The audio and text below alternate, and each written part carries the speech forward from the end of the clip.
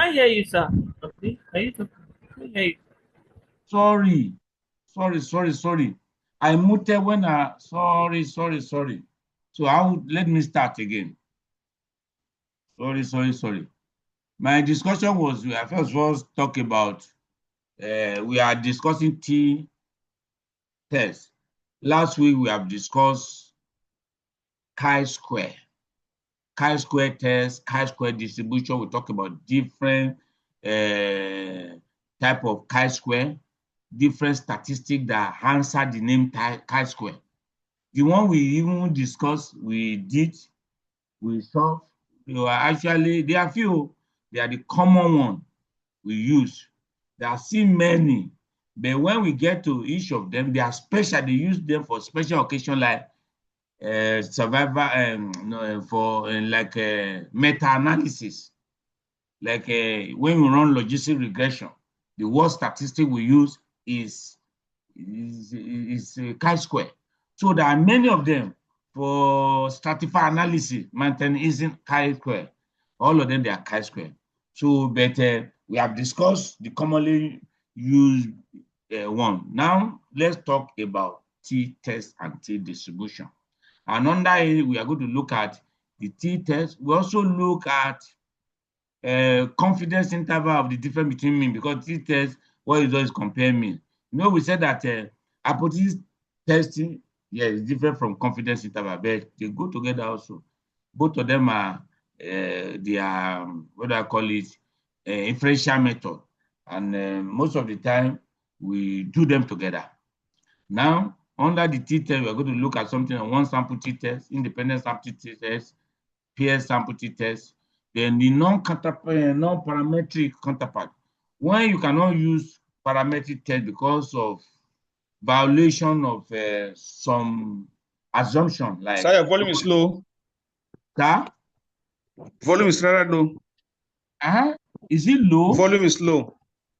No, it must be from your own end. It's not low up there. It's not low. Low. It's not low. Check your own setting. Okay. My own, Okay. because I raised my volume to 100%. Okay, so maybe try your own volume there. So there are situations where you cannot use parametric test. T-test is a parametric test, so we can use non-parametric counterpart. We still discuss it. Those are mine: Whitney U test, Wilkinson ransom test, Wilkinson Sinai test, median test. All those they are used instead of t-test. So we talk about interpretation of the sort also. And I say the first thing, let's look at the historical background. I said in 1908, William Seeley Gossett, an English man publishing under the pseudonym student, developed t-test and t-distribution. Gossett worked at the Guinness Brewery in Dublin. So he was publishing, he was working there, but he could not publish because before you could use their data to publish, you have to collect, get permission from them. I knew by that time they will not even give him permission. You know, because the business people they tell a lot of lie. So they do not want them, the people public, they only want public to know what they want public to know. So if someone is just public using the data for something, they may get them. Some of the things they don't want the populace to know, but then they may know. So they are business people. So they are not there to increase people's knowledge or whatever. So they will not allow him. That was why he was not mentioning his name. He was calling himself student. We publish and put the name student. And he was the one that developed this t-test and first described t-distribution. And that's why they call the t-test student t-test. He found that the existing statistical techniques that used large sample size were not useful for the small sample sizes that he encountered in his work. You know, the data he has, they are small. Maybe volume of, say, for the quarter, they may come with the overhead, the amount of money, the profit, you know, comparing two sites together or whatever. Something. So the sample size he was encountering was not much was not up to 30, because for you to use existing statistical technique, and the technique then was Z-test, and that Z, that one follow normal distribution. That Z-test, you need to have a large sample size at least 30. So if it's not up to 30, it's not useful, it's not appropriate. So he now cracked his brain. He was the one that now thought about, okay, describe this T distribution. So T distribution is a sampling distribution of the T value when the samples consist of independent, identically distributed observation from a normally distributed population. So is a family of continuous probability distribution. No, we have talked about it. Under probability, we talk about probability distribution. We say we have two types, discrete and continuous. Under the continuous, we have normal distribution, T distribution, F distribution. Chi-square distribution also is a continuous probability distribution. So it's one of them, T distribution. So as the number of degree of freedom increases, you understand, the distribution approaches normal distribution. The mean is 0, variance is still 1.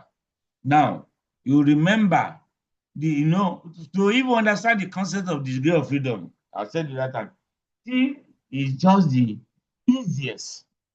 So, for example, now, if your sample size is 30, the degree of freedom is 30 minus 1.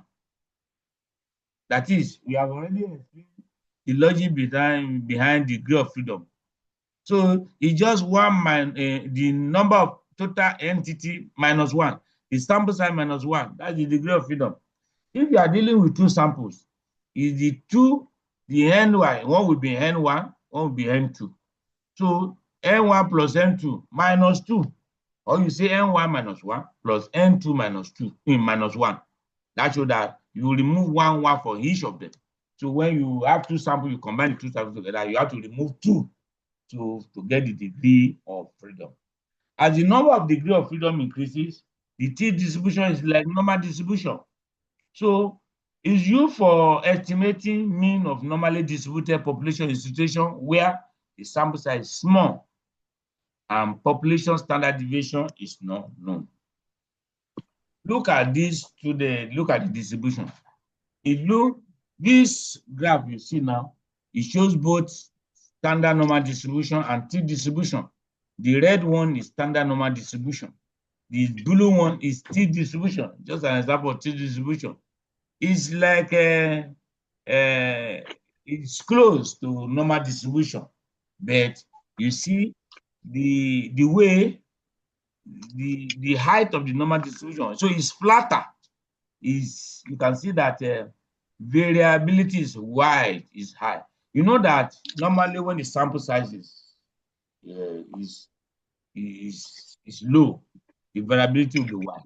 As you increase the sample size, the variability will reduce. Will reduce. So what you mean that if it's okay, now you may bring at random, you bring, maybe you are talking about the weight of people for adults. You bring 10 adults. Some may be big, some may be small. So the variability in the difference in their weight will be obvious. Average variability will be much. But as the people are more, you now see that there's no much difference in between 1 or 2 people. You see, because they will be close. You see that the value are becoming close. The variability will be small. So the T distribution, you can see, it shares the same everything with the normal distribution. But the degree of freedom, as the degree of freedom is increased, that the sample size increases with the degree of freedom, or the degree of freedom increases with sample size, the shape begins to look like that of normal distribution. Both of them, the graph you see is probability density function. It's symmetrical. So it's bell shape also. But the mean is 0, variance is 1 also. But the base is low, the graph is lower and wider. Now, look at it. We are just showing in different way showing the standard normal distribution. You know, standard normal distribution has nothing to do with degree of freedom. It's just one because it's only one throughout the world. It's only one throughout the universe anyway. It's only one standard normal distribution. It's the same thing you use in engineering, in any field, in statistics, in research, it's the same thing. But the T distribution, the shape depends on the degree of freedom. So this different diagram now, they are showing different T distribution based on different degree of freedom. Compare with normal distribution. You see that as the degree of freedom increases, as the sample size increases, the shape of the T begin to look like normal distribution. And look at this one, the diagram to the lower left side. Lower left side, you see T distribution with the degree of freedom with sample size 12. That one that purple. Compare with Z, which is standard normal distribution. Standard normal distribution, that blue. You will see something. You will see at 95, the middle 95%. When you are moving, you know, photo is like normal distribution in the sense that if you move to the left, it will be reading negative. To the right, it will be reading positive. Then if you look at it, that blue at 95% confidence interval, the middle 95%, you see that the Z is 1.96. Minus 1.96 plus 1.96. You can see. But if you look at the one for that purple, which is the T distribution with a sample size of 12, in 95%, the middle is between minus 2.201 and plus 2.201. Can you see that? So can you see the difference? Now, if you look at the statistical table, this is the statistical table is to show the T distribution. If you look at the, what I want to show here is that, look under that 95%, that's third to the, third to the last, 2T.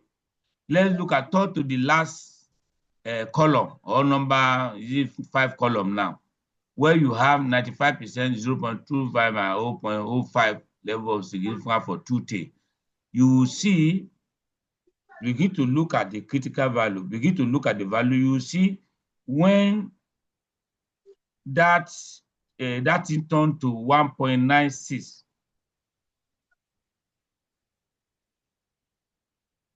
You see that as the degree of freedom increases, this critical value, that value that corresponds with the middle 95%, will begin to decrease.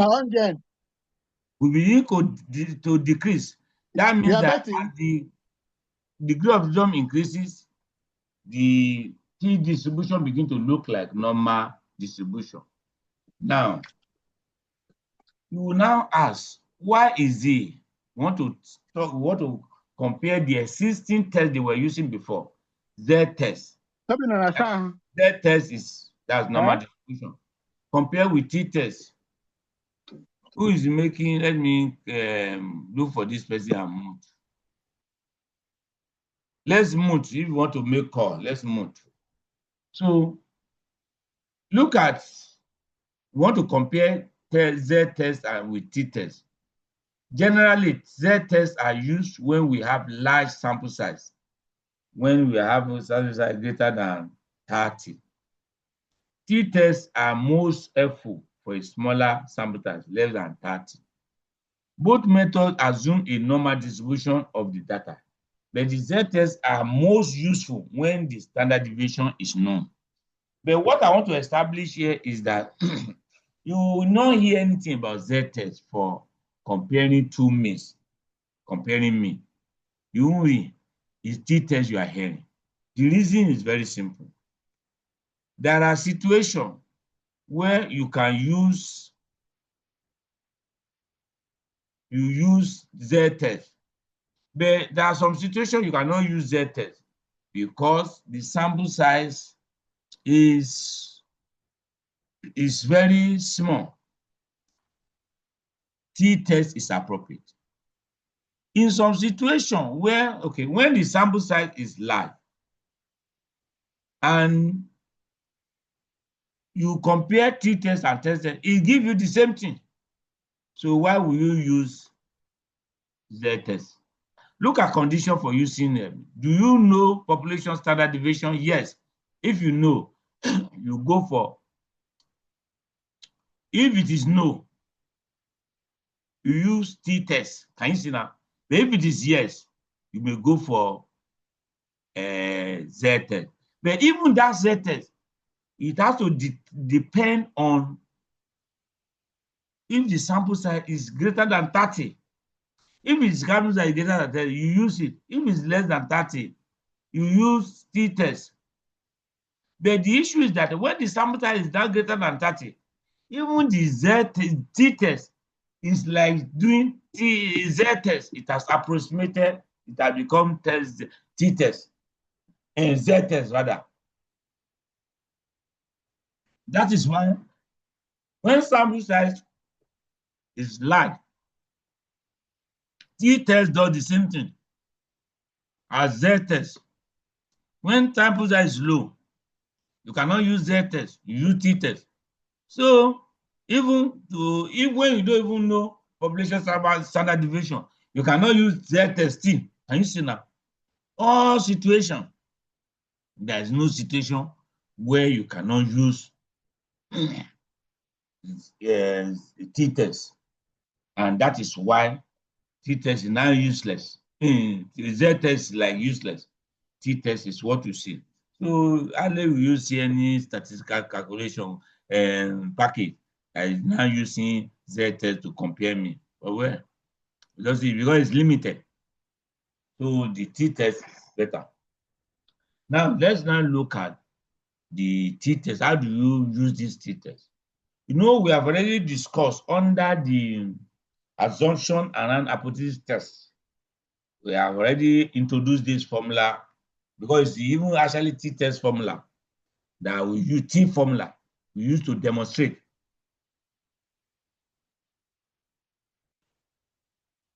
So it's a formula we use to demonstrate the logic behind hypothesis testing because it's the simplest. T-test is the simplest among hypothesis tests. Now, the logic behind, remember I told you, is to look at observed value minus expected value. When you see hypothesized value, it's the same thing as expected value.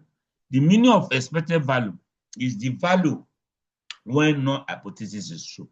The two things you want to compare, the two mean you want to compare, when there's no difference between them, when they are the same, the value when they are both of them are the same, that is the expected value. So if you are looking at difference between two mean, that difference where both of them are the same, when there's no difference between them, the value where there's no difference, of course, the difference at that time is where there's no difference, the difference is 0. If there's no difference in the blood mean average blood pressure between men and women, if the men average blood pressure in men is 120, the women systolic blood pressure is 120. The systolic for women also will be 120. Since the average will be 120 also, so there's no difference. So now the numerator, that's observed value, which is what you have in your gun, the difference you have seen. For example, now if you have measured the blood pressure of men and women, average just 1 minute.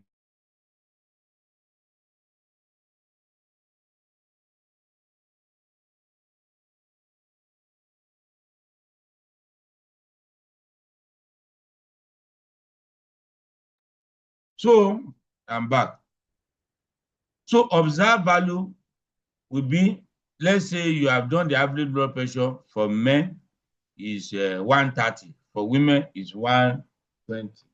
You can see the average of 10. Now, that's the difference. The average of the day is different, 10 in the average. So that 10 is the observed difference. What you observe in your work. That's what when you have done your descriptive statistic, that's what you have. The hypothesized difference will be 0 because hypothesized difference means that both of them are the same. If one is 130, the other one is 130, so the difference will be 0. Then divided by the standard error of the observed value. That is the observed value now, the value you are the difference between them and the observed value among the two group. What is the standard error? What is standard error? Is the measure of variability in the population. That is it. No, that is just formula for any statistical test. So if you translate this now, come here. T-test is now T will be by x by x1 minus by x2. You know, by x mean of the, you know, you are using T to compare two means. So T by x1 is the average value for one group 1. By S2 is the average value for the group 2. So you are looking at the difference. The difference is S1 minus S2. Though anyway, when you are solving it, you can bring the large one to the, it doesn't really matter. Usually minus the small from the large. If you minus the large from it, just at the end it just give you minus. It's still the same thing. If you remember the graph, there is negative aspect. If you there is positive aspect. So whichever way, it can be any. It doesn't change the value. It's just the sign. Now, the mu1 minus mu2 is the value of group 1 in the population minus value of group 2 of the group 2 in the population. And if that is the hypothesized value. And we already know that in hypothesized value, we expect them to be the same. In that situation, we look at the second part of the formula down now. That one is knockout. Mu1 minus mu2 is knockout of the equation. That is why when they write the t-test, that one is not usually included because it's usually 0. So over standard error of the difference. So look at the standard error. It looks somehow complex. Yeah, you know, standard error is, remember, is standard deviation over square root of sample size. So standard deviation S over square root of N. But if you want to, you can use it now, you want to liberate that square root, you want to remove it. So you have to, if you look at it now, for them to be under the same umbrella, the S over square root of N, to put them under square root, the S we have to square it, which is the standard deviation is X, but the square is variance. So in low complex, you don't need to do that. After all, you are not doing exam. But the people that are doing exam now are MP students now. They must know it so that we can ask them to solve. We give them something they will solve. Now, let's move forward.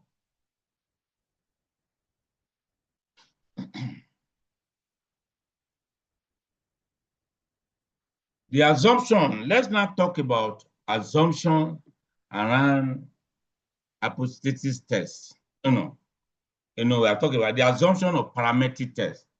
For using parametric test, because t-test is a parametric test. We have discussed that before. That t-test, we classified the test to parametric and non-parametric. We listed them different type. So what are those assumptions? What assumption will you make about your data, or the assumption that must be satisfied about your data before you can confidently say you are using t-test to do it? One, because t-test is a parametric. It's not. This is not limited to t-test. It's limited is applicable to all the parametric tests. normally distributed data. The data must be normally distributed. There must be homogeneity of variance. Homogeneity of variance means the variance should be the same. You know, you have two groups you want to compare. Yes, of course, if they are not even different having issue, there's no need to say you want to say if the difference is significant. But it's because the two mean is different. If they are the same, you'll see that. Imagine you say you want to know the hemoglobin concentration between urban and rural. You calculate the average hemoglobin concentration in rural. You say is 13. In urban, is 13. So there's nothing. By the time you do your descriptive statistics, you don't need that statistics, it's the same. But when you calculate, one is 13, one is 12, or 12.5, or whatever, there's a difference. That difference, we want to now put it to test. So we know that the mean are different. That is why we want to see if the difference is significant. But the variance must not differ. That is, in the two groups, they must have approximately the same variance. That's the meaning of homogeneity of variance. So here, when we talk about variance, we actually talk about what you know as variance, or even the standard deviation, because standard deviation and variance, as I've told you, is like water and ice block. You have water, you say you need ice block, you freeze it. If you want your water back, you melt it. So they are interchangeable. So if you want to, you have no variance, you calculate the square root, it gives you standard deviation. If you know standard deviation, you want to know variance, you square the standard deviation, it gives you variance. So variance is square of standard deviation. Standard deviation is square root of variance. So when you say homogeneity of variance, we are talking about both variance, anything has to do with variability, standard deviation or variance itself. So if there must be homogeneity, then data must be measured at least interval level. The meaning of interval level is that if you remember the scale of measurement, we have nominal, ordinal, the interval, and ratio. You remember that when we were discussing that under basic concept of statistics, we said that the nominal, ordinal, by nature for categorical variable, the interval and ratio for numerical variables. So when you say it must be at least at interval level, you say that will be numerical, the original value numerical. Then independent, that's the last one. Independent means what you calculate, you are comparing to me. The data from the two groups must be from different people. That's the meaning of independent. It must not be from the same people. If it's from the same people, the data set is not independent. Because if you measure blood pressure, let's say I was lying down, people lying down measure their blood pressure. You now say they should sit up, you measure their blood pressure, or they should stand, measure their blood pressure. You have one set. All the people involved, pressure is lying down. The other one, blood pressure standing. You know that the value are related. They are not independent because each of them, each person has a record of lying down and standing. So somehow, if my blood pressure is lower than somebody's own while lying, it's more likely to be lower than the person's own while standing also. So they are related. So, but these assumptions, as they are listed according to the importance. The most important one is number one, normally distributed data. The second most important is homogeneity of variance. And the third one is the data should be measured at least at interval level. The least one is number 4. That's why it may be violated, because you're going to see that there is violated in one of the t-tests we are going to do. We're going to do pair t-test, where the data are dependent. They are dependent before and after. From the 2 data sets, they are from the same people. So because that condition is not as important as the other, that's why it can still be violated. And now we won't come to what we call something robust test. A robust test is a test that is still valid when not all the assumptions for using parametric tests are met. When not all of them are met, you can still use it, can still give you good results. Like t-test is a robust test. ANOVA, analysis of variance, is a robust test also. So let's move. Now, let's talk about the 3 types.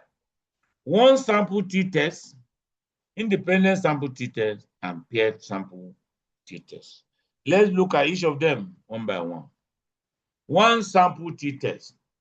What it means is that one sample is only one group of people, or group of sample, just one. As if you are doing descriptive study, one group, you measure, maybe is it their height or their weight. But you are comparing with something, because T is comparison of 2 mean, whether you like it or not. But when it is one sample T, where is the second mean? Where is it coming from? It's coming from the work that has been done before in the population. For example, if somebody has done work in Abakaliki before, and I say the weight of market women there, average weight is this, and you now do your own work, you now calculate, you may not even know, the person has published the work, you may not know if the sample size there. Your own now, you now have your own, you have your sample size, maybe 300, any sample size, and you now want to compare that. Is the average weight of these women, is it the same as what it used to be, or what they say it is in the population? You now take sample. When you take sample now, you calculate, of course, calculate your mean. You now compare the mean with that one that has been published, because the value may not be the same. It's likely not going to be the same. Maybe they say the average weight of these women is 84, and your own study, you do your own and you now calculate the average weight to be 78. No, something like that. So you can see, so you now put it to test. So you want to see, is this 78 and 81, is it the same? Or is it just by chance? You now put it to test. That is one sample t-test. Now, by X, there is what? By S is the mean of the sample. Mu is the target value of population mean. The population, the one they are already giving you got in literature, is the mu. S is standard deviation. Then number of sample tests, that is sample size, is N. Now, look at an example for this t-test, one sample t-test. The following is the age distribution of 20 victims of a disease during an outbreak in a country. The age was recorded in 3 years, in years, I say 3 years. 52, 53, 27, no, for 20 of them, like that. If the if the mean age of victim in a neighboring country was 30 years, can we say that the mean age of affected victim is the same in the 2 countries? Can you see now? We try to say, okay, this one now, we now have the mean age for another country, but you don't have access to the sample size. You don't have access to how many people are affected, but they tell you is the average. They want to say our own average, is this the same thing with their own average? That is what we call one sample t-test. So you remember we have showed the formula. So how do you calculate this one? Don't bother you. Because once you know the logic, by the time you run it, computer will run it for you, give you result. So what this one now, we only have it for people that are doing MPH, where we take them so that they know the step before they will ask them to come and crack their brain and solve this.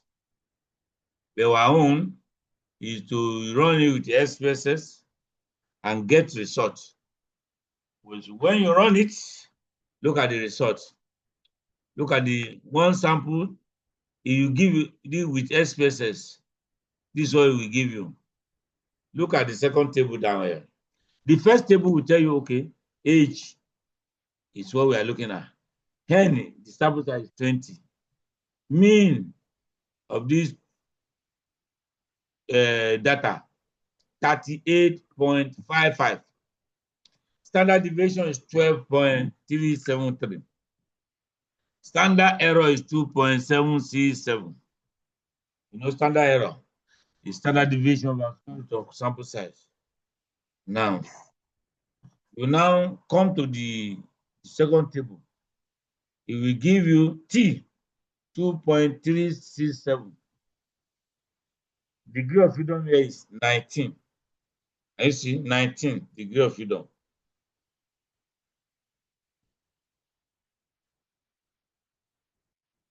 You know why it's 19? The sample size is 20. Degree of freedom is 10 minus 1. 20 minus 19. Then the p-value, you know, SPSS, SIG is significant. SIG is what you use to represent p-value. We call it SIG. When you see SIG, it give you result, it give SIG. That SIG means p-value. Because we don't call it P, call it SIG. That is significant. So the p-value is 0.029. The difference in the mean, you see, is 6.55. If you compare, if you look at the average age here, if you look at the first table, 39.55. You know, they already told us for the other one, the one in the population is 33. If you remove 33 from 39.55, you see that it gives you 6.55. The difference in the mean. Now, we also have the 95% confidence interval of the difference between mean. This output, as we run t-test now, it brings out two inferential methods. The hypothesis test itself, which is the t-test itself, and the confidence interval, which you see on the right side.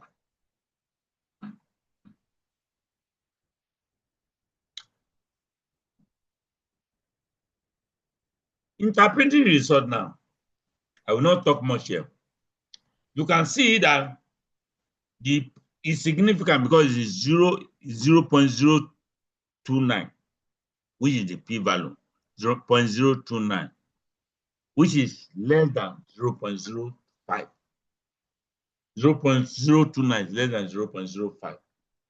So it's statistically significant. What we can say is that the age of the victim of the disease outbreak is statistically different between the two countries. That's the interpretation. But interpreting confidence interval now, I will interpret in the next one or two slides when we talk about independent sample t-test. This independent sample t-test now, that is the second one, otherwise known as independent measure t-test or independent sample t-test or simply student t-test. Because that's the one they usually call student t-test. That's one they accrue to gold set. That they call it a student. Now, it's just like a chi-square. The person that first what describes chi-square, Pearson. They now use the common chi-square. They call it Pearson chi-square. But we still have other chi-square, many statistics that answer other people's names. They actually follow chi-square distribution. Now, this T independent T-test is useful. There are two, maybe when you have two experimental conditions and different participants assigned to each other. Maybe you do trial, randomized control trial of drug now, where you have two groups. You can use, once you are able to measure something quantitative, like maybe blood pressure, hemoglobin concentration, anything quantitative, even the weight, you measure, you want to compare between two of them and the two groups. You want to say this control and experimental group, is there any different for you to know if your experiment work? Or you are comparing existing drug with new one. You want to see, is there any different work of the two drugs? So once you are able to measure something quantitatively, your output is quantitative, where you can calculate the mean, standard deviation. Then it's candidate for T-test, independent T-test. There's one if there's one experimental group and one control, it's the same thing. Comparing means of two groups in our observational study. It may not be experimental study, but you got this comparative study now. When you say urban rural, you are comparing blood pressure, hemoglobin concentration. Think of anything you are comparing between the two groups.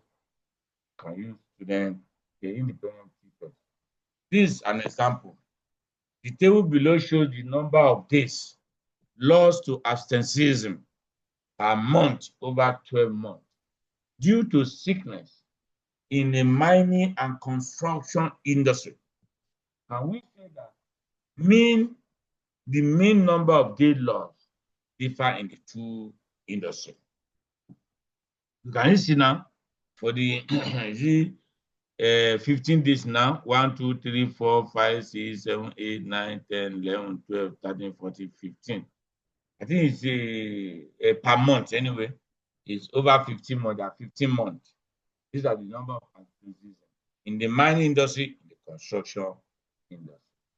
So if you want to calculate, you must be able to know by X, by S1, by S2, their standard deviation, their variance, and the sample size, everything must be included.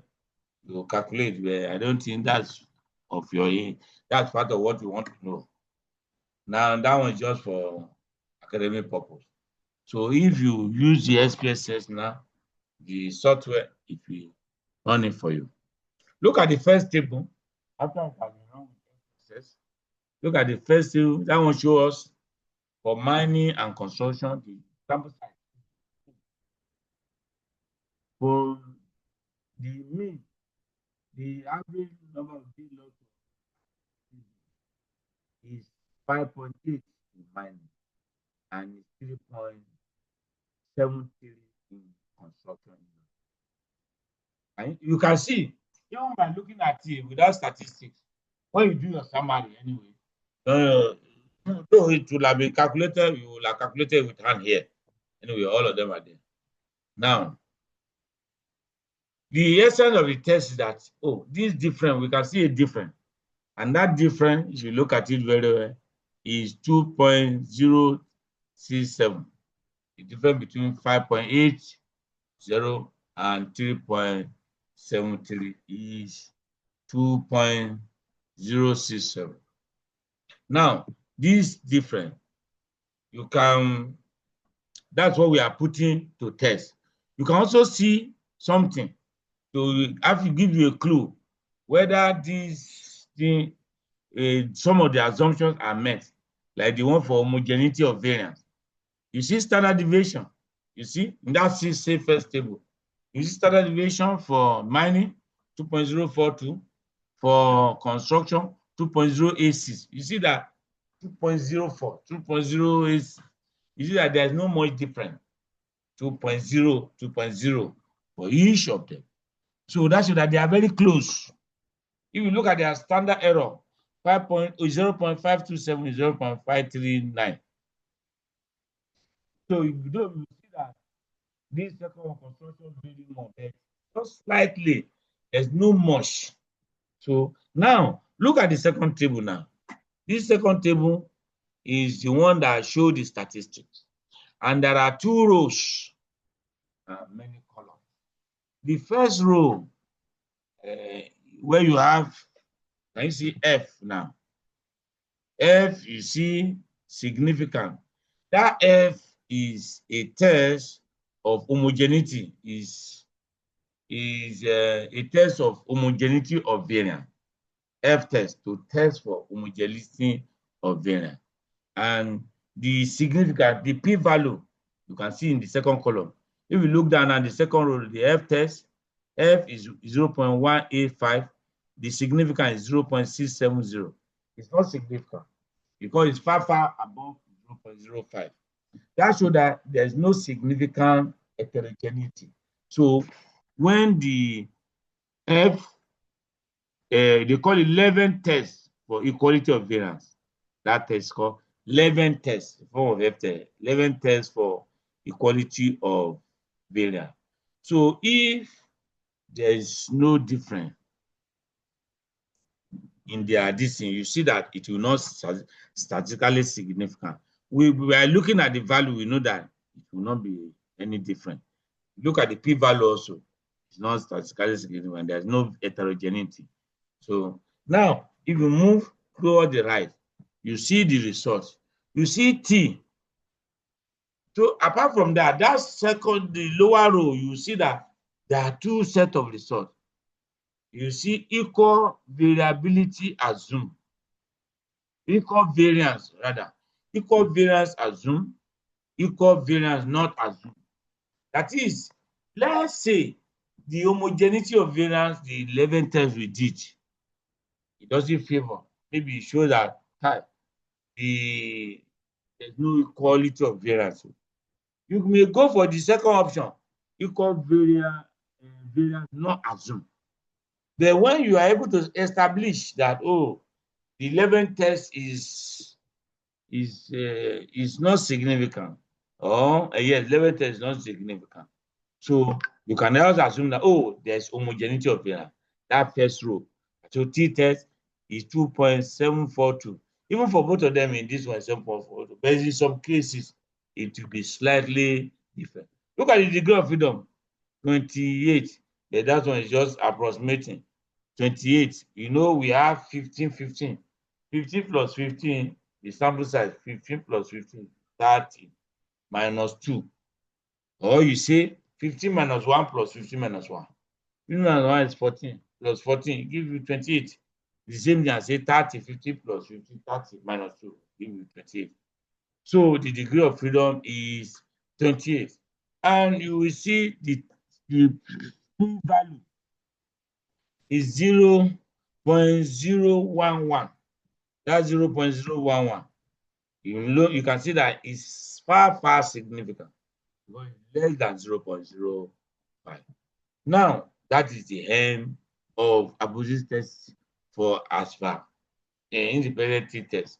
Then you also see, just like what we see in the other one, you have the confidence interval aspect, where you have the mean difference, which is 2.0347, which you also have the standard error of the difference.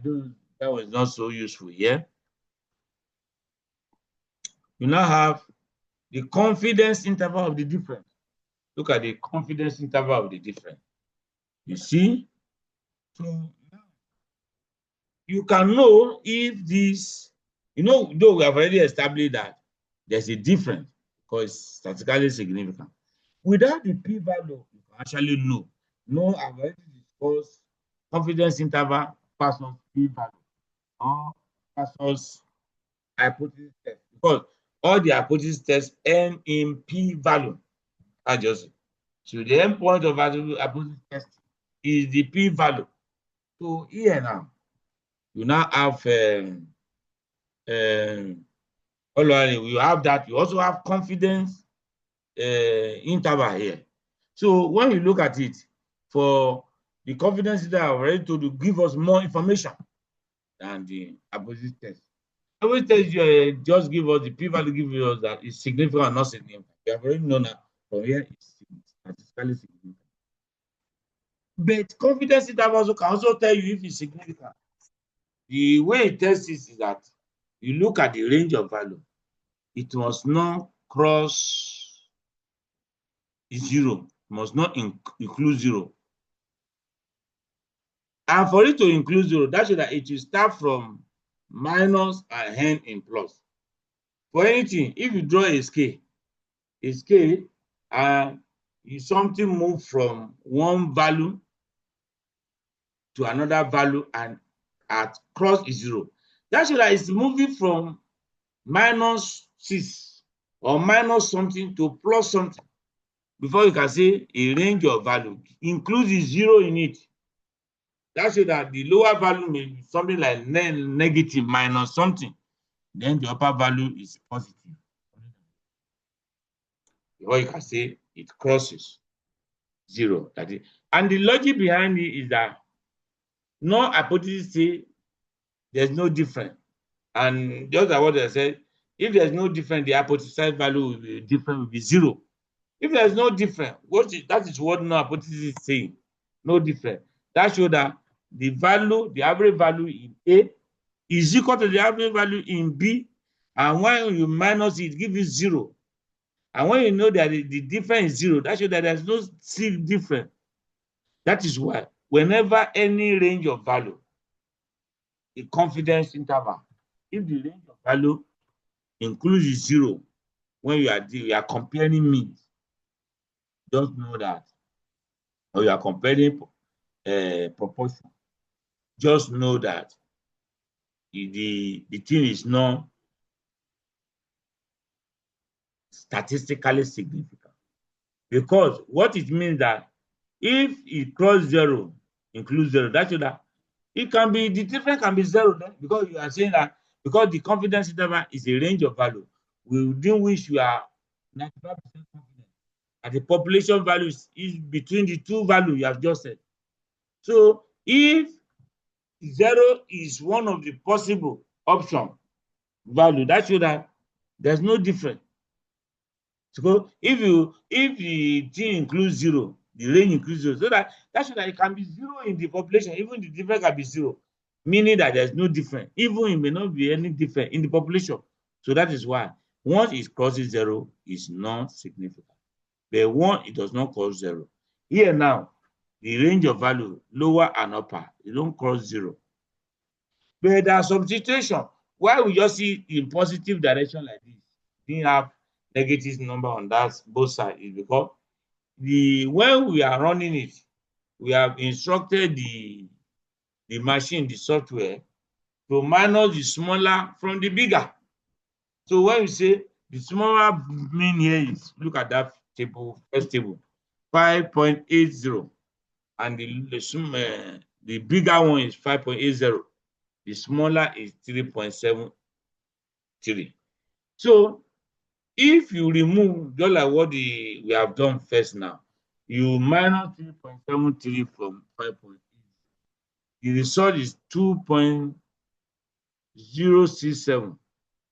It will not be negative, it's positive. Smaller from the bigger.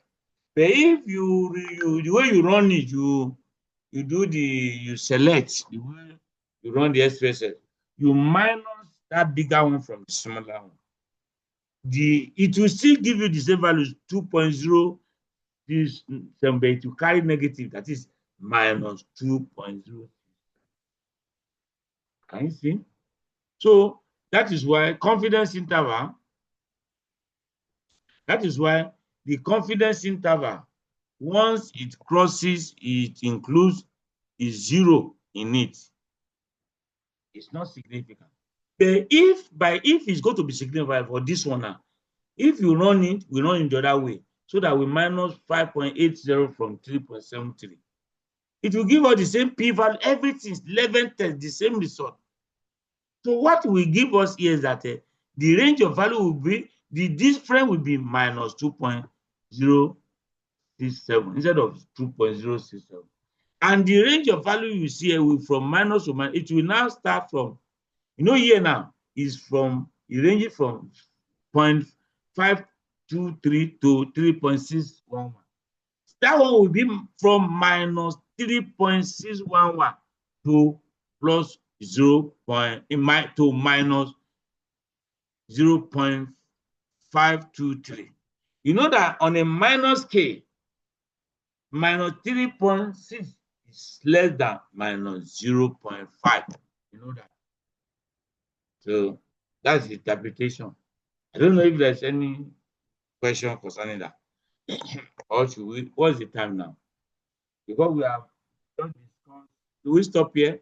We have just discussed 2 of it, of the t-test. I want you to ask question, because the other one is just small, is there. We can discuss. Any question? Hello, sir. Is Hello, it sir. clear? Yes, sir. Hello, sir. I'm hearing, sir. Thank you for taking care to explain this thing to us. We really appreciate it, sir. Thank you, The sir. question I have is on this second table, where they said equal variance assumed and equal variance not assumed. In this case, there's no difference between the two. But what of if there's difference between the two? Which one are we going to pick? And what is the meaning of equal variance assumed and not assumed? There must be something that thing is telling us, so that we know what to pick at a particular time. Thank you, sir. You know, we have said that one of the, when we're talking about tests of what are the assumptions we need? We say number one is normal. Number one, there are 4. Yes. The second one is homogeneity. Homogeneity. Yeah. The homogeneity. That homogeneity is the way we are talking about now. Equal variance. Homogeneity means that the equal variance, that is, the 2 groups must have equal variance. You must assume equal variance. Yes. And that's what that Levin test test. That Levin test is their variance the same. But if it's not significant, it means that. But if it's significant, it means that the variance are not the same. Now, so we may, if let's say we do that, it tells us that it's significant. The variances are not the same. So that's why they give the 2 options: equal variance assumed. That is, they adjusted the calculation to suit the variances are the same. There's no homogeneity, there's no heterogeneity. They also calculate for when you can see that the variances are not the same. That's why they say equal variance not assumed. So if let's say our own is equal variance not assumed, now we have already from level test, it shows that there's heterogeneity of variance. The variance are not the same. We can now go for the second. If they are not the same, if the value are not the same, we now go for that second line. You get it, sir? Okay, thank you so much, sir. Thank you. Thank you. God bless you, sir. Yeah, any other question? So let's stop here. We'll continue. Sir, there's a question, sir. Sorry, sir. Okay, go. Yeah. Sir, the Z test and the T test, you say the sample size, if it's more than 30, we use Z test. Then if it's less than 30, the 30, how come about? Is it an arbitrary figure? Yeah, I don't know if yeah, it's not arbitrary. I was showing you something that is at the degree of freedom 30. You know, that figure 30, whenever it has been proven that most of the attributes are normally, if something is normally distributed, like age is something that is normally distributed. IQ, blood sugar, everything. If the sample size is too small, even the value you get will not be normally distributed. If the sample size is very small, but that normal distribution property attribute will come into light when the thing sample size begin to reach 30. at that 30. That's where the thing come to life. Does it answer your question, sir? It's something that has been proven over and over. So that's why some of these things, they are theoretical concepts. Theoretical means that it has been practicalized, they have practicalized it, tested it, and found to be true over the year. So there's no need to be testing. It has been found to be true. You just show it, study as a theory, just swallow it like that. Unless you want to know the logic behind it, I begin to what is the logic? It's just like, do you get it now? It's clear. Yeah, thank you. Yes, So, sir. any other one? I think let's stop here. By next week, we'll continue our discussion. And not next week, by next tomorrow. Continue our discussion. We'll finish the last one and now go into non-parametric. That one, if you cannot finish it, we'll finish it by this. So that it will not be too, because once you can't understand one, it doesn't make sense. You miss the step. Let's just be going systematically. Thank you. If there's no other question,